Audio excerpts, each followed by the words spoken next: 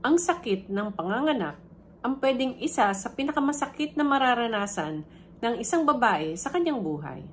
Habang kayo ay nagle-labor, madalas na maninigas ang inyong matres at ito ay masakit. Maliban pa dyan, dadaan pa ang average na mga 6 to 7 pounds na baby sa inyong sipit-sipitan at sa inyong vagina. Iba-iba ang threshold ng pain sa bawat babae.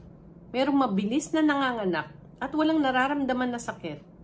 Pero meron ding 1 cm pa lang, nag-uumpisa pa lang labor, ay sakit na.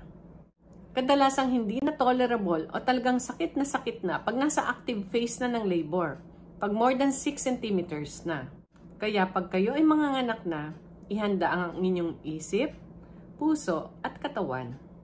Lakasan ninyo ang inyong loob dahil pagkatapos naman ito, isa ito sa pinakamasayang sandali ng inyong buhay. Makikita na ninyo ang inyong baby na inalagaan ninyo ng 9 na buwan sa inyong tiyan.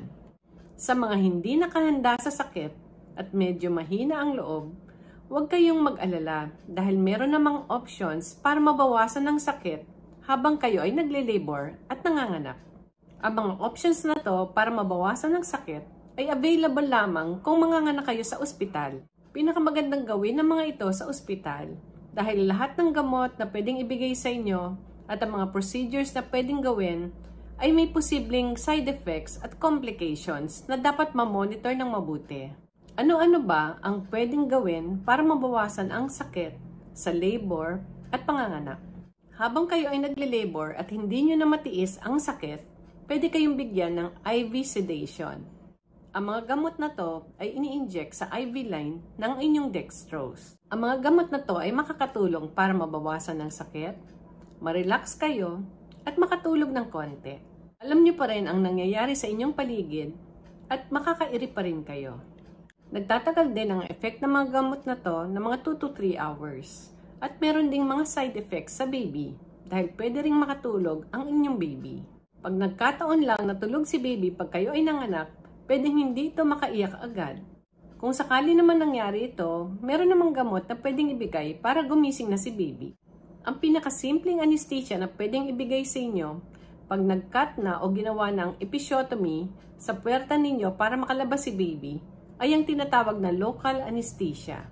Pwedeng gawin ng pudendal block kung saan nag-i-inject ng anesthesia sa mga nerves na nasa sides ng vagina. Pwede rin magbigay ng local anesthesia sa ilalim ng balat kung saan maggugupit o gagawin ng episiotomy. Sa local anesthesia, hindi mababawasan ang pananakit ng tiyan habang nagle-labor, pero mababawasan ang sakit sa paggupit at pananahi ng inyong puwerta. Ang pangatlong procedure na pwedeng gawin sa inyo para mabawasan ang sakit ay ang tinatawag na epidural anesthesia. Pahihigain kayo ng paside, kakapain ng inyong spine at pag nakita ng tamang lokasyon, isa-sanitize ito. Pwede mag-inject ng local anesthesia kung saan tutusok ng karayom. Pag nahanap na ang epidural space, magpapasok na ng catheter at pagbibigay na ng gamot.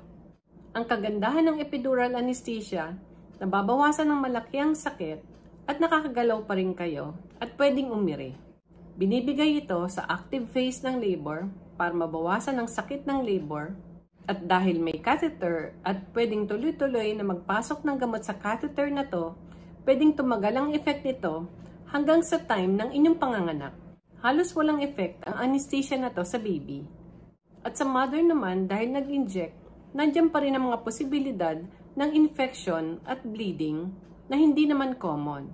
Maliban sa epidural anesthesia, habang nanganganak, pwede ring ibigay ang tinatawag na spinal anesthesia. Ang klase ng spinal anesthesia na binibigay ay ang tinatawag na saddle block anesthesia. Totally mawawala ang sakit sa puwerta, pero binibigay lang ito pag lalabas na ang ulo ni baby o crowning na.